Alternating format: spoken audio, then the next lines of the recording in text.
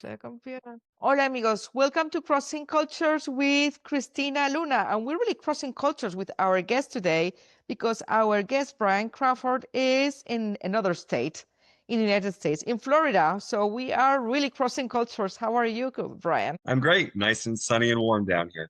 Yeah, and here we had the first snow last night, the first few drops that Oh, God, delayed the school bus. God love you. God love you, It's right? nice to be down here, 80 It's nice. degrees and sunny. It's an honor to be on your show. Thank you for the invitation. Oh, no, thank you for being here. Brian is an expert in etiquette and he's also, that's hypnosis, right? He has a certificate. And we'll talk about that because he helps people deal with their traumas through hypnosis. But today, right now, we're going to use his expertise in etiquette. Brian, tell us a little bit, what does etiquette mean, really? Etiquette is how we define how we get along with each other societally. So when we're in a different culture or we're different a different person's house, or if we're in a city street, it's how the rules we define how to get along with each other as a collective culture. So etiquette is social etiquette. It's how we greet each other, how we say hello, how we say goodbye, how we interact, how we hold a door. It's all that politeness, societal politeness is etiquette. I think we have lost it nowadays. You know, we've never lost it. It's just not taught as to be as important as it needs to be. And it is important. It's really the glue that holds us all together. And absolutely it's very important. So it's not taught the way it used to be, but it's still very important. It's out there. It's just not as prevalent. Yeah. Today, let's focus on Thanksgiving. We have many holidays, but Thanksgiving is a unique one. And it's an American one, and we have different cultures. And I wanted to divide it for how can you be the perfect guest and the perfect host, and the do's and the don'ts. Let's start it. It's all yours. Well, it's hard to be perfect, but let's see if we can get close to that. When you're a host, you're absolutely right. Thanksgiving is a true American holiday, and everybody, because we're a melting pot of cultures, everybody does it differently. And so the perfect host knows how to bring the perfect people together. So Thanksgiving oftentimes is a family event in the United States. And so it's you bring family together, and sometimes that's challenging. But when you're bringing more than family together, you're inviting friends, mixing with family, the perfect host knows how to bring the right people together for a successful event. So if there's somebody that doesn't get along with another person, the host should not invite those people to be together. If it's family, that's harder to do. But the perfect host knows what people eat, they know how people interact, and they know how to make it people come together and make it so it's a perfect event. So it's not that the guest has to adjust to the host, it has the host that has to adjust to the guest. Because I think we do it the other way around sometimes. There's a little bit of both on both ends, and that's social etiquette, right? So a perfect host knows that you're a vegetarian, so they make sure there's vegetarian options. The perfect host makes sure that Uncle Joe only likes to talk about Uncle Joe, and Aunt Mary doesn't like that, so you make sure they're not near each other at the table. That's what a perfect host does. A perfect guest comes knowing that at the particular host's house, they can expect a certain kind of a way it's going to flow, and they go along with that flow. So in other words, if you go to a house where the football game isn't on, you don't bring your own television set, right? That kind of thing. So it goes both ways. Yeah, I see. So tell us some of the do's and don'ts for each. To be clear, guys, viewers, take notes now. Take your notebooks, your phones, and start writing down. The do's for the host is to know who you're inviting and to make sure that when people come, you introduce people who can have conversation. So as people come in the door, you say, "Oh, Christina, I want you to meet so-and-so. She traveled to Spain last year." And as they're talking, the host can now go to another person and do the same thing. You make all those connections. The host's job is to make a smooth event, mixing people, having them sit at the right end of the table with each other, making sure the right food is for everybody. So I know that you have an allergy to parsley, so I make sure that there's no parsley in your dish. These are the types of things that a host does. And it's a tough job. So if you're not into hosting, don't host. Don't do it, right? It's a lot of work, but the perfect host knows these things and they bring people together. The perfect host also has to have some toughness to them. No, Uncle Joe, you can't come to Thanksgiving this year because blank. I'm inviting my in-laws and you didn't get along with them last year. Next year I'll invite you and I won't invite them. However, so a perfect host also has to know how to juggle people and have those people skills. And you tell people that you're not going to invite them because of what you just said, or it's better to give them an excuse? What is the etiquette in that? No, I don't think it's good. I don't think there's a reason to give them an excuse. You know, my mom, God love her, she's no longer with us, but she did not get along with my in-laws. And so I didn't invite her for Thanksgiving. It was and she was always like, why? I said, you and I will celebrate Thanksgiving on our own. And you know what? She liked that. We'd go out to a restaurant the next day and we'd have our Thanksgiving, and it just worked. She knew she didn't get along with them. They knew they didn't get along with her. Why lie about it, right? So everybody wins. Like when you start making excuses, you get caught up in things. Keep it simple. They know who they are. No, but some people deny it. They say, no, it's not me. I never do anything. It's the other one. I know some people like that. Yeah. All right. Smile. That's by two. So I'm being invited to a home for Thanksgiving and I'm going to be a guest. And I was told that a person that's going to be there is very vocal about her political views. They're different from mine. So my host called me and said, hey, by the way, she's family. You're a friend. Can you keep your mouth shut? I said, of course. I don't need to talk about politics. She can talk all she wants to. I won't engage her at all. So my whole point is a good host knows that is avoiding a situation before it happens by talking to us both. Like they didn't talk to the difficult one. They knew that I would capitulate and be polite, right? So, sometimes you could do it that way too. You Yeah, don't have to not invite them. You just kind of talk to the one that's got better etiquette. yeah. That's so important because nowadays people have so many radical views and everybody is set in their own ways and their own views. So like Thanksgiving can be a beautiful event or an explosion of, arguments, right? Of arguments. Tell me some of the American. There are both families, no matter what. Yes. Anyway, tell us some of the American traditions for those that go to a Thanksgiving dinner for the first time and are invited, or even for those that have been many times but would like to know some of the traditions. So typically what happens on an American Thanksgiving, it's different for each family, but you can expect to have it be a longer period of time. In America, we tend to eat and then get off the table. This is the first time we do something that's more European or more South American, where we sit last, which is really, really nice. So you can expect some nice conversation and a longer day, which is beautiful. The food is plentiful, usually always.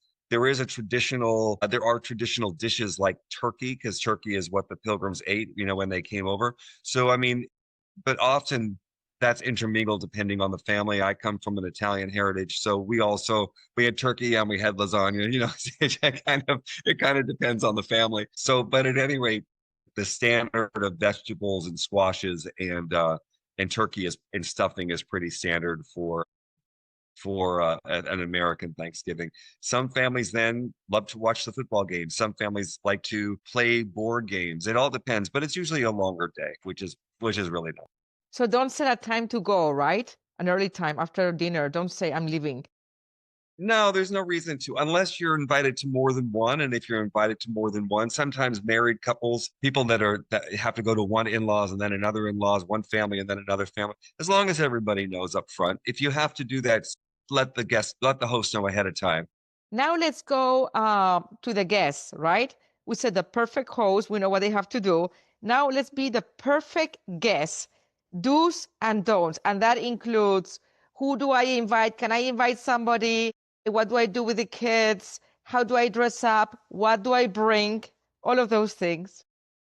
Well, like let's talk about the kids quickly, right? The host has a responsibility with children too, because if children are coming, they have to prepare for that. Whether that's they sit at their own table, or whether that there's games out for them, or whether there's something that the kid can get involved in doing. The children love to be involved. So if they could help somehow clearing or setting or preparing or whatever, kids love that responsibility. So the host has a responsibility knowing children are coming. The parents of children have a responsibility also of knowing what their children are like, right? And so if the child says, listen, they only eat, I don't know, pizza, and you're not making pizza, then feed them pizza before they come, because that's not what's being served. You can't tell the host, you need to capitulate your menu to me. You can't say, oh, I need you to have blank because my kid doesn't eat the food you're making. Either feed them beforehand but don't bring your own food without asking. I was going to ask you that. Can you bring your own food? No. It's if you have a relationship with the host and you ask and they say yes, that's perfect. But don't bring it without asking. It's insulting. And bring things for your kids to do. So if you know that your kids it's your responsibility with your children. So if you need to have them be engaged in certain things, that's also your responsibility, right? So if they need certain toys or certain books or certain crayons or certain whatever it is, but it's also a time for them to interact and mingle with other family members. So encouraging that is great, not having them on the phone. Yeah, how do you do that? Somebody that I know told me, oh, like she was a district attorney for New York, so a tough woman, a Latin woman. She's retired. She says, when my grandkids come home, I have a basket. Here, all your phones go to the basket, right? Can you do that as a host? You can do that as the host if you have a relationship with the kids and the parents. So like when my nieces and nephews would come over, they knew when they came over to Uncle Brian's that absolutely they were not going to be on the phone. But their parents supported that. So I wasn't the bad guy, right? But in turn, they didn't need to be on the phone because we all sat on the floor and we played board games. I lived in Pennsylvania, we'd make a fire together. Each kid had a responsibility. You get the wood, you get to make a fire, you help bring down the chairs, you get to serve the drinks, whatever the case may be. And they loved coming over because they got responsibility. Everybody got to help plate up in the kitchen, whatever it was, right? So they were engaged, their minds were engaged. They weren't left to their own devices. So they didn't miss the phone, right? Yes. But you can't just take a kid's phone away without the parents' permission. They will all leave before they start a meal, right? And so, Exactly. what do you do aside? Let's go back to the host. Everything has to be prepared, or can you be preparing when your guests arrive? That's also has to do with different cultures. It has to do with different cultures. I'll tell you what's nice about Thanksgiving is people tend to eat later. So it's an afternoon meal or an evening meal. And with that being the case, it's fun to have family come over and be in the kitchen and help prepare. Those that do and like that come over early. Those that don't come over closer to dinner. So yeah, you know your guests. It's fun to bring family into the kitchen, sure. And what about now? Let's go back to being a guest. Can you invite somebody, say, oh, I have somebody staying in my house, or I know I'll have a friend that's by himself or herself, or is it okay to invite others knowing that it's like a kind of a closed event in some ways, in some families? It's a really good question because we tend to, especially those of us those that don't like to cook tend to say, hey, can I bring, there's usually enough food for everyone. That's not usually the problem with the food. And there's always room in a family to make another place to sit. The more advanced notice, the better. And don't just show up at the door with that. Do ask in advance. Yeah. There may be a reason why it's a no. There may be a reason why it's not a no. You might be bringing a guest that for some reason I already know isn't going to get along with another guest. So the answer might be no for that reason. But no, it's always polite. You have to ask first. So yeah, ask. It's okay to ask. Let the host decide. And Brian and I did an etiquette video a few years ago about Thanksgiving, and there's something that stuck with me. And I always tell people, and it annoys me when they do it and they come as guests. Okay, yes, that annoys me. Don't bring me flowers. I love flowers, but I'm in the middle of cooking, right? And suddenly I have to look for a vase. I have to stop everything. I have to look for the scissors. I have to, and you told me that's something you never do as a guest, Thanksgiving or otherwise, right? So let's go into what to bring and what really not to bring. Don't bring work, right? Exactly. Don't bring work. Flowers. If you bring flowers, have it be an arrangement that's already done.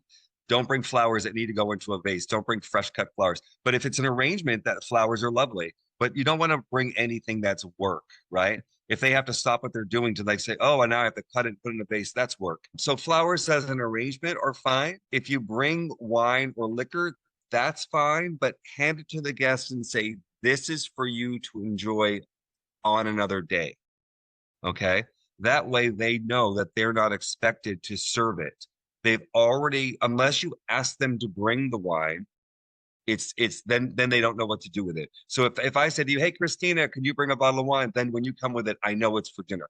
But if I haven't asked you and you bring wine, please, as the guests say, enjoy this another day. This is for you. That way I don't have to worry about, am I offending you? I've got 5 bottles. Whose do I open? Whose do I don't open? That sort of thing. If you're really stuck as to what to bring, chocolate is always great. People love it. Candy, great. Bring a little box of candy. They could put it out. It's just easy. Yep. Yeah, easy. We like. And there's something that really it strikes me that is an American culture. It's not the European one, right? I don't know about the Latins, but you always ask, what can I bring, right? In the American culture. It's typical. Yeah. So what's really great is Thanksgiving is one of those meals where it's a lot of families. So you might make this really great paella, and I might say, "Hey, can you bring that great paella?" And so at the end of the day, it's important, like, so if somebody asks you to bring something, it's great. A potluck at Thanksgiving is wonderful. But if no one asks you to bring it, don't volunteer it without asking. Like, don't show up with your paella and say, "Hey, I brought my great paella." And then the host is like, "Okay, that's not my menu." But you are always supposed to bring something in every culture. When you're invited to dinner, I think you have to bring something. You do. It's just what we do. It is a part of that polite etiquette around the world. You just don't want to bring something and you don't even have to say, "What can I bring?" You can bring something on your own, but it just make it so it's easy. That's why the chocolate is easy. Chocolate is always easy. Make it easy for yourself. That's great. Let's go to dressing. How to dress the table. How do you dress yourself? Because it's like, we live in the country, or sometimes people, we're family, I'm going to get sweats and pajamas. No. Yeah. At least in my culture, no. If you're a guest and it's the first time going to the house, ask how to dress, okay? And have them be specific. I'm going to a house in Miami. I don't know if you know anything about Miami, but everybody dresses. Beautiful people, beautiful clothing. And so, like, I know that I'm going to Miami. I know I'm going to dress, right? I'm going to a beautiful Ecuadorian Thanksgiving. But if you don't know the host, like my brother's house, sweatpants and paper plates. Hey, that's great. But I need to know that because I don't want to show up dressed like I'm going to Miami if I'm going to my brother's house.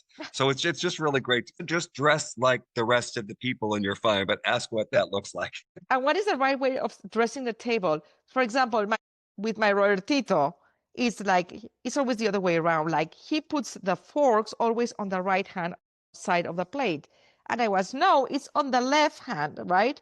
So what are the basic things of how to dress your table? So there are around the world, there are basic ways to set the table. What's different is the table setting is the same.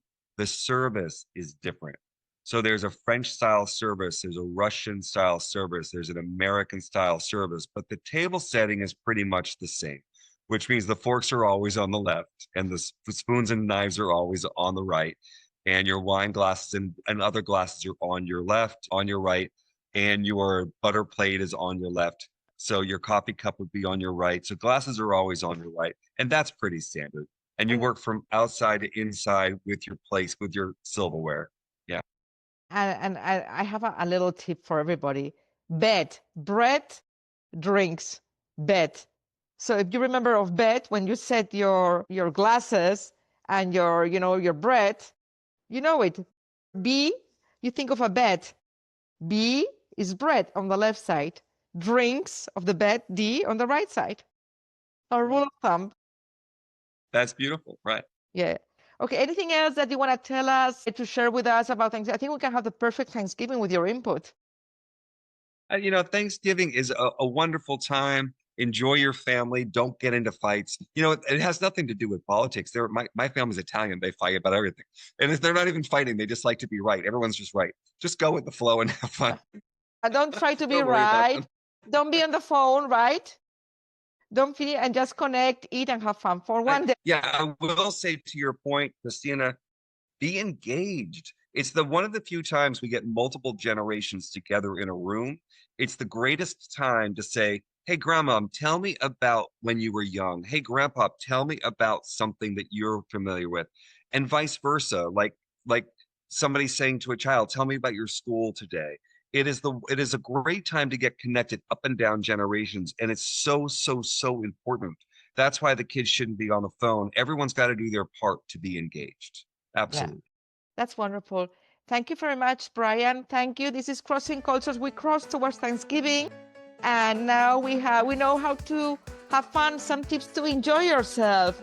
And don't forget to sign up and subscribe on our YouTube video and to Spotify Crossing Cultures with Christina Luna. And we had an amazing guest today. Thank you, Brian. Thank you, Christina. Beautiful as always. Have a great Thanksgiving. Thank you. With your help, I will. And you too.